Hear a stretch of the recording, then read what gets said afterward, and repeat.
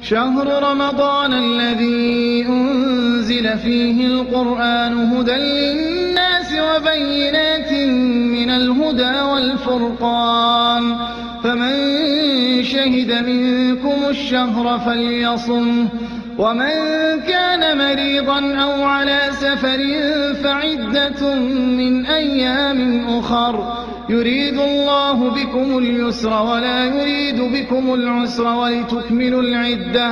ولتكملوا العدة ولتكبروا الله على ما هداكم ولعلكم تشكرون وإذا سالك عبادي عني فإني قريب أجيب دعوة الداع إذا دعان فليستجيبوا لي وليؤمنوا بي لعلهم يرشدون.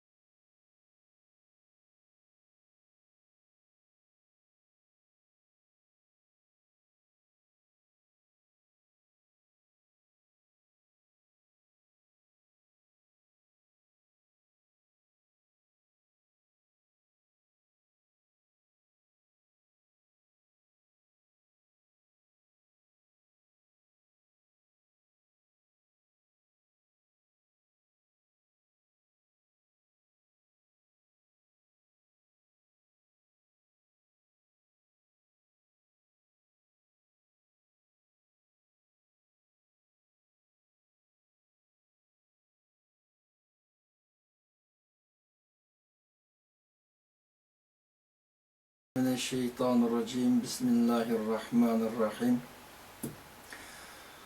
Nahmaduhu ve nesta'inuhu ve nestağfiruh ve na'uzu billahi min şururi enfusina ve min seyyiati a'malina.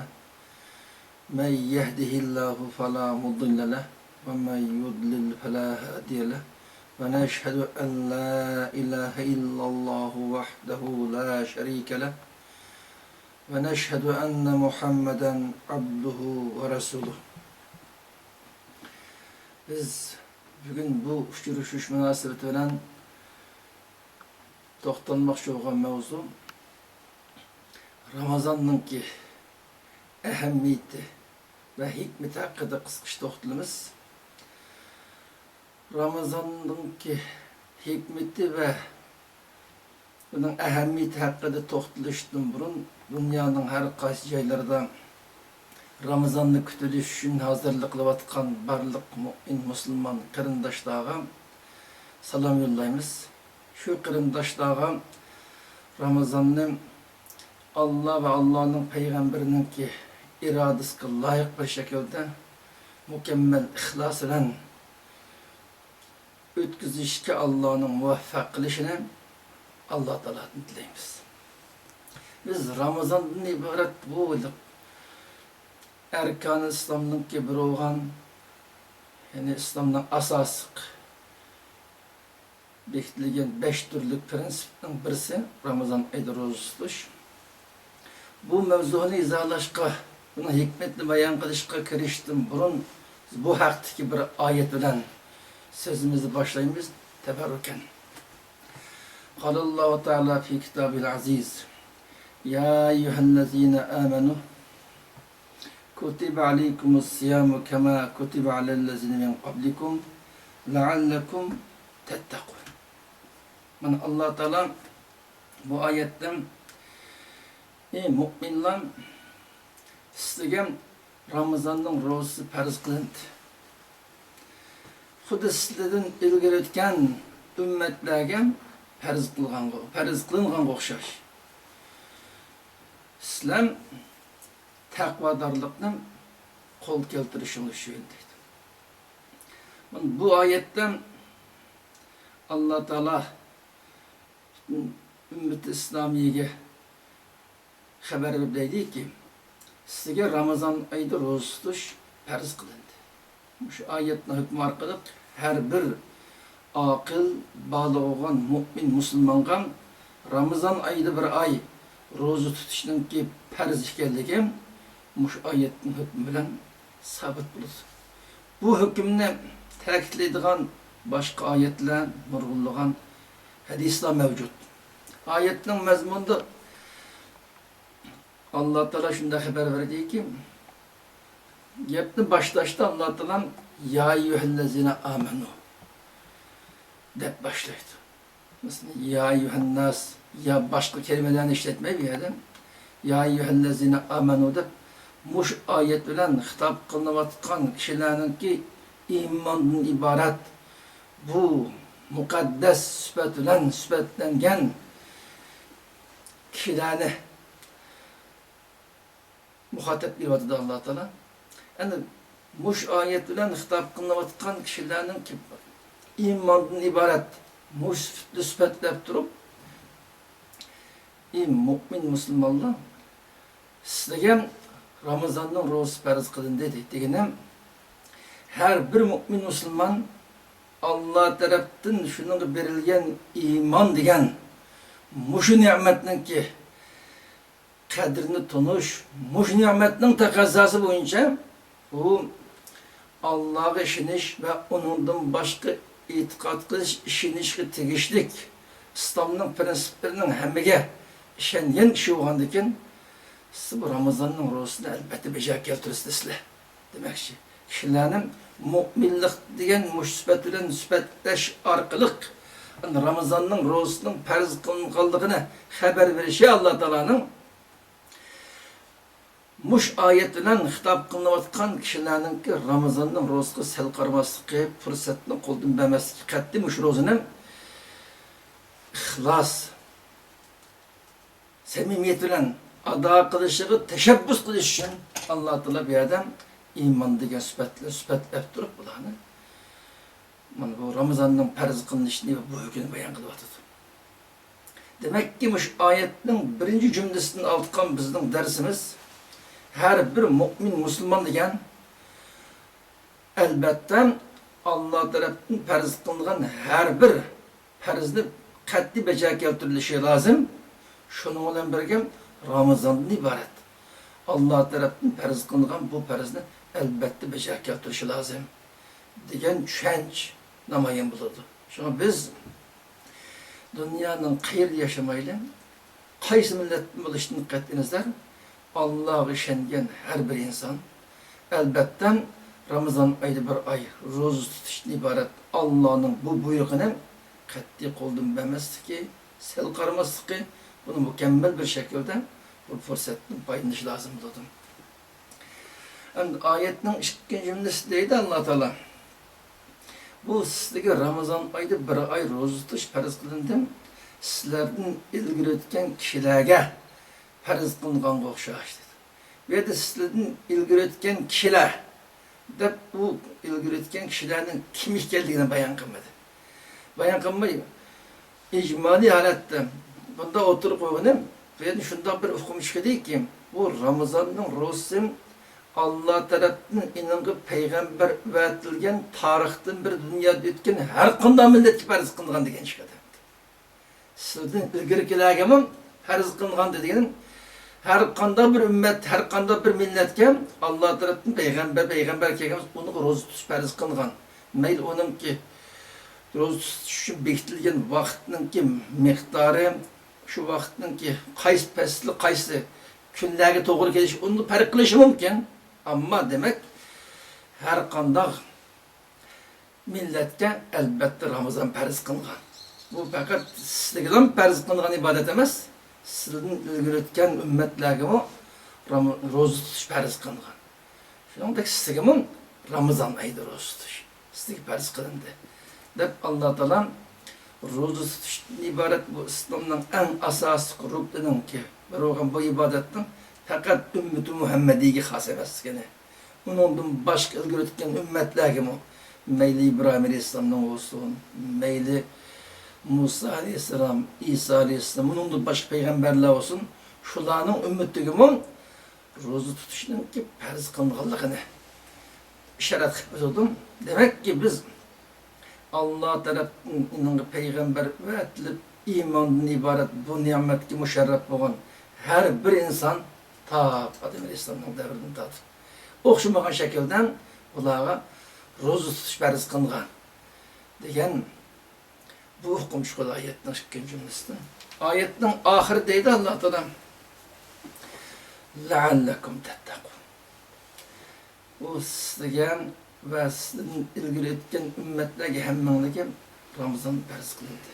Bu Ramazan'ın farz kılınışı sizin takvalıkını kol keltirişiniz şu yöndeydi. Şu Ramazan'dan ibaret muş farzını beca keltiriş arkalık takvalıkını kol keltirsin dep sizin takvalıkını vücudunu mücessemleştirişinle takvalık ibadet bu nimetke erişişin düşün istegem roza farz kılındı deydi ayette. Demek mana bu biz muş bir ayetinin kıskışı mezmununu xularasıslasak biri her qanday mümin musulmonga roza tutuşning ki farz ekanligi. Mümin musulmonga agar mümin bo'lolmagandir, iymonni qabul qilmagan inson bo'lib qolsa, onun teharrusununki farz emasligi. Endi her bir mümin musulmon bizga Alloh tarafından berilgan iymondan iborat bu ne'matning shukronasiga o'zi mümin bo'lgan ekan, albatta Ramazonda bu fursatni qo'ldan bermay roza alayda ahamiyat berishning lozim ekanligi. Shuningdek ilgari o'tgan ummatlarga, ummati Muhammadiyning burun o'tgan ummatlarga o'xshashmagan shaklda ro'ziningki Alloh tarafından buyurilganligi. Endi bu roza orqali eriştiğin en çok netice takvalık. Takvalıkın kol keltirganligi bu ayette eksettirildi. Biz ayetin atkan asas hüküm her bir mümin Müslümanın kim şu akıl balığı olgandan keyin bunu roza kim qat'i farz ekanligi. Farz demek bunu terk etish haram degan bo'ladi. Terk etish haram. Eğer akıl balığı olan adam kısmen Allah ruhsat kılgan kişilerin ki mesela ağrı, ya sefer üstünde kişilerge ruhsat bulardan başka turup eğer Ramazan'ın kırılsa sel karab kap kalsa bu Allah'ın bir buyruğuna hilaflık kılış arkalık bir haram işini sadır kılgan buladı. Şunu olan birgen özge Allah tarafından berilgen imandan ibaret bu nimetnin takazzası bunu şıkılanmagan buladı. İmanın kadrini bilmegen bunu sel kargan buladı. Ramazan'da roza tutuşundan kim farz ekanligi her bir mümin Müslüman bilbilishik tegishlik. Bunu qat'iy qo'ldan bermay şu bir ay Ramazan ishida bunu to'liq bajarib keltirishning ne kadar muhim ekanligi bu oyatda namoyon bo'ldi. Endi biz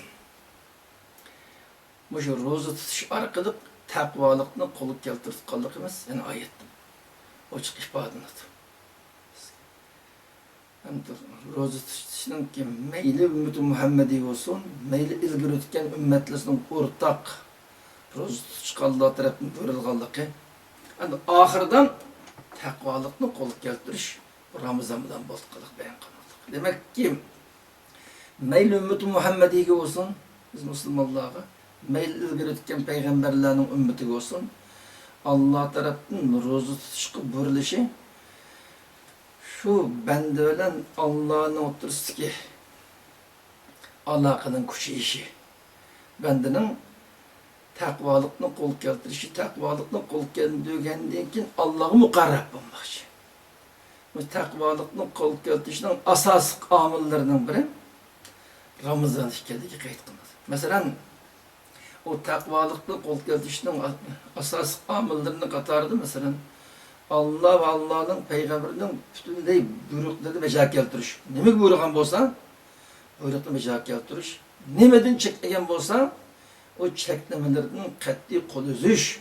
Mana bu taqvolikning asosiy omillaridan biri. Hem Allah ve Allah'ın peygamberi tarafından buyurulan tam bütünlüğü, buyrukla mükemmel bir şekilde buyrukla mücadele ettiriş, şeklemelerden tamamen kol üzüş. Bu her bir mümin Müslümanın en mühim meselelerinden. Niyade deydim, rozu tutuş arkalık size takvalıkla kol keltireysizler. Demek Ramazan ayda olsun, meyli onundan başka ayının məlum külleri, haftanın məlum külleri de olsun, bunun rozu tutuş şu takvalık yerden biri deydi. Demek şu rozu tutuş arkalık takvalıkını kol keltirirsiz yine. Allah'ın ve Allah'ın peygamberinin buyrukunu becer keltiriş. Allah ve Allah'ın peygamberi razı olduktan bir şekilde onun çeklemelerinin tamamen kol üzüşten ibaret muş takvalıkını kol keltirişiniz Ramazan bilen huzurlu değerli Allah Teala. Yani biz bir dikkat kıldıkan nokta bir adam Ramazan'ın rozusunu tutuş arkalık meyli yılın başka məlum ayları meyli ayının evveli, oturusu, ahirdeki məlum küller, haftanın məlum külleri mesela bunun da rozu tutuş arkalık takvalık ne? Kul keltirişinin ki tamamen mümkün işkenlegen ayetinin ruhiyatlık eks ettirildi. Biz bunu biraz izahlaş lazım. Mesela her bir mümin Müslüman takvalıkını kul keltirişke muhtaç. O takvalık diken hulasılıkla aytkandı, yukarıda tekrar ötüldüm. Allah'ın buyrukunu mükemmel bir şekilde becer keltiriş, şeklimlerini tamamen kul üzüş. Yani takvalıkın hulası, cevheri bu. Muş iş kolu girişten rozu arkalı kolu geldi. Mesela her yılda bir ay Ramazan ayda rozu tutuş. Onundan başka her ayının evveli, utursi, ahir kıldı. Peygamberimiz başka hadisleri var. Ayının evveliden, ayının uturki keçi tamamen aydan utkan günler mesela ayının 13, 14, 15. günleri. Ayının ahir günleri rozu tutuşu buyurulgan başka hadisler var. Şununda haftanın işi de düşenbe günleri, peşembe günleri rozu tutuşu buyurulgan hadisler var. Çoğu yılın işideki məlum aylarını, ayının işideki məlum günlerini, haftanın işideki məlum günlerini rozu tutuşkan bekliyordu Allah Allah'ın peygamberi. Bunun için mesela her yıllık bir ay Ramazan ayda girdik rozu katli perz hükmüyle. Onundan başka ayının ki evveli, oturusu ve ahirdeki məlum günler, haftanın işideki düşenbe, peşembe günü məlum günlerini tetavvuen, perz olmasa mı sünnet katarıdan rozu tutuş teşebbüs kılıtıldı. Muşu rozuğu teşebbüs kılış hikmetli bayan kılıp bu arkalı kısmı takvanı kol keltirişler davet edilir Allah Teala. Takvanı. Mesela biz takvanın kanda vakti kol keltirişlerini muhakeme kılış lazım. Şu ayette rozunu takvanın asası kamil kılıp gitti. Sebep bir adam rozu tutuş arkalık insan özünün ki maddevi kuvvetini, özünün vücudundaki cismani kuvvetini acizlaştırdı hangi. Şimdi değildik ki 3 vaxt yeydiğen yemeklik 2 vaxtga kıskartılış arkalık her günüse 3 vaxtı 1 vaxt yeydiğen yemeklik tamamen terk etiliş arkalık özünün cismani cihetteki kuvvet acizlaydı rozuskandan. Bu arkalık cismani kuvvetinin acizleşişine erişip insanın ruhi, mani kuvveti küçültmedi.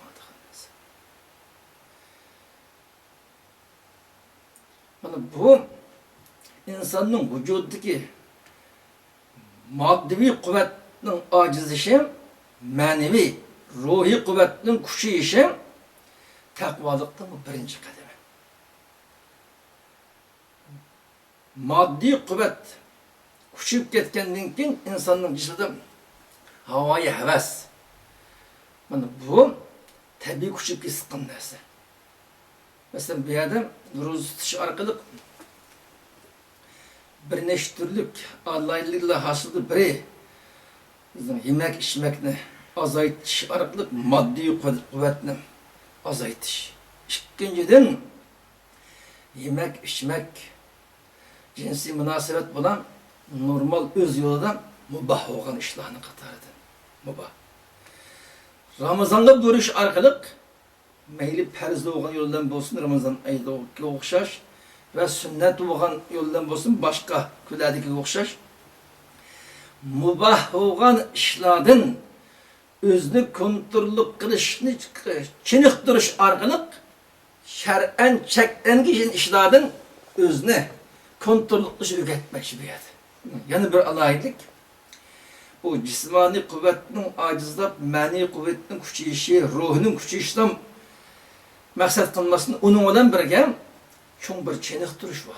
Mesela bir insanın pak, halal yemekliklerden, şimdiliklerden yep işi normalde mubah.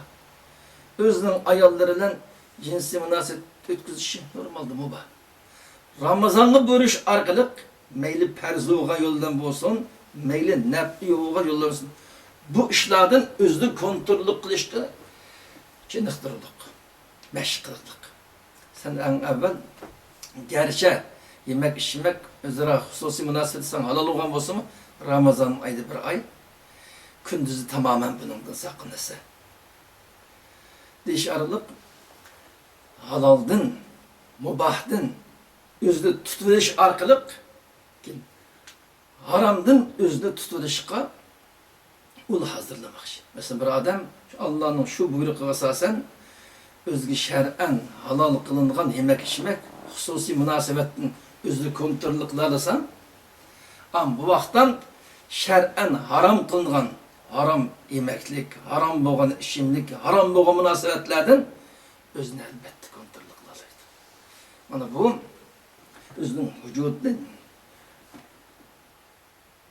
özünün cisminin Allah'ın buyruğuna itaat kılışkan köndürüş. Bunun asas tareplerinden biri. Demek bu haram uçup kılış en çok hater, çok halaket bu. Çünkü en evvel Allah Teala muş yolarlık sen haram bulmagan, mubah olgan, halal olgan, muş işlerden özlerini tutuluşun lazım. Gerçi kattık teşnalıkka mutluluğa olgan, kattık acılıkka yarattığa olgan, hususi münasebetki bütün vücudu intilip tuğan takdirdi mi? Gerçi üç türlük nersi özgü halal olgan takdirdi mi? Bunu özünüzde çekleysiz, kınmayısız bu ne? Degendeki insan bunu bir ayının işte mesela bir cinaş Ramazan'ı 30 gün, onundan başka ayının ma'lum günleri hep kınmayı kelgendeken bu nefs tabi aletten başka şeklengen işlerden özünü tutuluş adetini tutkan gepti. Özünü bu nefsini kontrollük künmesem vakt aş haramı gelgen vakttan kontrollü kılanması mümkün. Yani bu Ramazan arkalık özgü şer'en mubah kılıngan yukarı işlerden özünü kontrollü kılışını adetke aylandırış, bunu köndürüş, bunu ügütüş arkalı Allah Teala şer'en çeklengen işlerden mi özünü kontrollü kılışını üretmek için. Yani bu siz Ramazan arkalık takvalıklı kol keltirirsiniz diyiştik. Hikmet bu. O takvalık Allah'ın buyruğunu becer keltiriş ve Allah'ın çeklemelerinin kol üzüşülen buludu dedik. Emeliyet karab baksak Allah'ın buyruklarını becer keltiriş kolay. Asan çünkü. Köplegen kişiler Allah'ın buyruklarını becer keltireleydi. Mesela Allah'ın çeklemelerinin kol üzüşü degendi. Nurgun kişiler Allah'ın buyruklarını becer keltirip gitpiret. Allah'ın çeklemelerinin kolu zemmeye katkan, Allah çeklegen işlerini katkan ahvallah görüyordu şu. Demek bu Allah ve Allah'ın peygamber tarafından çeklengen çeklemelerinin kulusu naytıkın pek mühim amel bu. Yani takvalık bunun karşılık. Yani muşun meselini ne kılışın? Şu Allah Teala rozunu perz kıvalıkını oturup koydu. Bu arkada takvalıkını bulup getirirsiniz. Mesela biz emri tecrik baksak bir adam bir yılın içinde Ramazan ayı bir ay ihlasıyla doluk rozu tuttu. Onundan başka her ayının evveli, oturası, ahirdeki günlerde rozu tutuşuna adetlendi. Şuna olur hepti bir iş gün. Düşenbe, peşembe günleri. Roz tutuşuna adetlengen olsa. Bakkali kırındaşlar. Terbiye haletten nurgulluğun çeklengen işini kapkalımız şu. Şunda bir şeren çeklengen işe duş gelgendik. Hujjide insanın tabiiyeti korunup lan, onun sesini tıkan, onu katli kılışkı cüret kılanmaydıkan bir xil ruhi keyfiyet insanın tabiiyeti bu arkalık. Bunda kımız şu. Anca dikkat kılmaydıkan, oylamay, bazı mekruh kan, bazı haram uçup kaldıkan ahvalı şu, körlep kaladı. Şuna biz Allah Teala muş ayet eksettiğindik, her şimdiki bir ay Ramazan rozasını ihlasla tutuş arkalık, şunun bilan birge ayınınki evveli, otursa ahir günleri, her haftanınki şimdiki düşeme, peşembe günü şu günlerden roza tutuşka adetleniş arkalık bizim takvalıkla özümüzün vücudumuzu mücessemleştiriş lazım. Aynı vakittan muşu hikmetli sahabede tunup yetken bunun hakiki zevk, lezzet alalığın. Mesela bu hakta Abdullah ibn Ömer hakkında bir kısa rivayet buldum. Bu Ramazan tutuşu arkalık özünün ruhunu kanda paklaştırdığınlıqım, maneviyeti kuşayısqanlıqım, takvalıqın qaysı derecede qolub keldiğinliğinin Abdullah ibn Ömer tunup yetken boğaçqam bu günün kök kısmısını roza bilen ötküzge adetine bakın. Davamlılık da gidek, gündüzde roza tutuş, keçiden teheccüd ve başka ibadetten ötküzüşü adetine bakın. Çünkü bunun mahiyetini, karakterini tunup yetken emri hayatını tetbiklaş arkalık bunun hakiki bir zevk, lezzet alalığın. Şu bunun varlık vücudunu verilip ketken. Verilip ketkeş en ahırdan dadısı Hazreti Ömer Peygamber Aleyhisselam'ın kışık gelip bunun da şikayet kıldık. Bu Abdullah davamlı gündüzünü roza bilen kişinin kıyam bilen. Teheccüdden başka ibadetlerin ötküzüldü. Bu cismani cihetten kadir bulanmayı kılışıdın. Endişkini ben muşunun terbiye kısan ya Resulullah der. Tutkan rozunu azaytış, keçide kıldıkan ibadetini azaytış hakkında terbiye kıtbirişinde de kıldık. Ve bizde kat kıldıkan nokta kırındaşlar. Hazır bizden keçide kopap bunda ibadet kılış, gündüzün kök kısmısını rozudan ötküzüş, terbiyetimizde yaman iğir gelip, şu heptinin ma'lum günleri, ayının ma'lum günleri de şu işine hili ters. Becak geldi işte rişvatınız karab bakaydı kırındaşlar. Neymiş ki? Biz 20. asırdan ahire 21. asırdan ki evvellerdeki biz görüp duruvatkan bu devirde işaretimiz. Özümüz oylap oylamay maddi cihetten mol meişetinin ki kenarıp gidişi İslam'ın əsli ruhidin özümüzün oylap oylamay uzaklaşımız nurgun sebepler tüfeyledin kavmimizin cismimizdeki maddi taraf küçük getirlik, manevi taraf acizlik getirlik. Şunun kardeşim biz keçide uflama ibadet kıldığın, gündüz davamlı roz tutkan işlem, galete binletkan, hoş yapmaydıkan belkar ruhi keyfiyet kep kırıldık. Sahabıl çoğu. Mesela Abdullah ibn Ömer'le bu gündüzden hem de roz tutuldu, keçide ibadetle ötküzep, biz kısmın aramaktan vakt acıratlı onu dedip dadısı. Peygamber'e şikayet edildim. Olan maddi cihetten bundak eşi işletki berilip ketmegen maneviyetli bu şey çık alayda ehemmiyet vergen. Maneviyetli arkalık maneviyetin hakiki bir imanın lezzetini tetiyalıkan bula. Şimdi